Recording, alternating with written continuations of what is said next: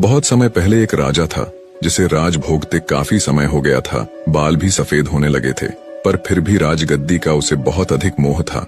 एक दिन उसने अपने दरबार में बहुत बड़ा उत्सव रखा और अपने गुरु तथा मित्र देश के राजाओं को भी उत्सव में सादर आमंत्रित किया। उत्सव को और अधिक रोचक बनाने के लिए राजा ने राज्य की सुप्रसिद्ध नर्तकी को भी बुलावा भेजकर बुला लिया। शाम हुई, भव्य उत्सव शुरू हुआ। राजा ने कुछ स्वर्ण मुद्राएं अपने गुरु को दी ताकि नर्तकी के अच्छे गीत नृत्य पर वे उसे पुरस्कृत कर सके। सारी रात नृत्य चलता रहा। सुबह होने वाली थी। नर्तकी ने देखा कि उसका तबले वाला ऊँघ रहा है और उबासी ले रहा है। उसको जगाने के लिए नर्तकी ने एक दोहा पढ़ा, बहु बीती थोड़ी रही, पल पल गई बिहाई, एक पल के कारणे ना कलंक लग जाए। अब इस दोहे का अलग अलग व्यक्तियों ने अलग अलग अपने अपने अनुरूप अर्थ निकाला। तबले वाला सतर्क हो तबला बजाने लगा। जब ये बात गुरु ने सुनी तो गुरु ने सारी मोहरे उस मुजरा करने वाली को दे दी।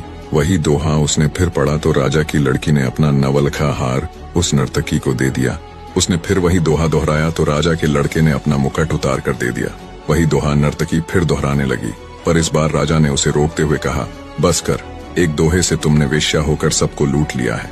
जब ये बात राजा के गुरु ने सुनी तो गुरु की आंखों में पानी आ गया और कहने लगा, राजा, इसको तू वेश्या न कह, ये अब मेरी गुरु है। इसने मेरी आंखें खोल दी हैं कि मैं सारी उम्र जंगलों में भक्ति करता रहा और आखिरी समय में मुजरा देखकर अपनी साधना नष्ट करने आ गया हूँ।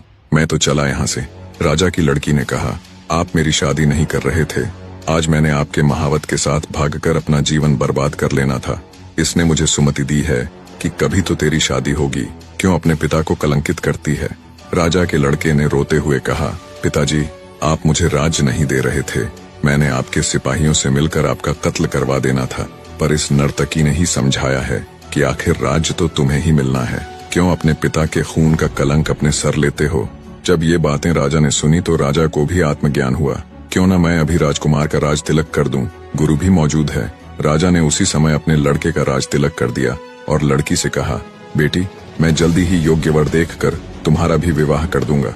यह सब देखकर मुजरा करने वाली नर्तकी ने कहा कि मेरे एक दोहे से इतने लोग सुधर गए, मैं तो ना सुधरी।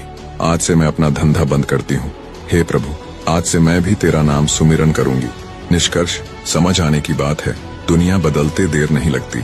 एक दोहे की 2 लाइनों से भी हृदय परिवर्तन हो सकता है। केवल थोड़ा धैर्य रखकर चिंतन करने की आवश्यकता है। जाते जाते 2 लाइन और सुने। क्या खूब कहा है किसी ने, प्रशंसा से पिघलना मत, आलोचना से उबलना मत, निस्वार्थ भाव से कर्म करते रहो, क्योंकि इस धरा पर सब धरा रह जाएगा।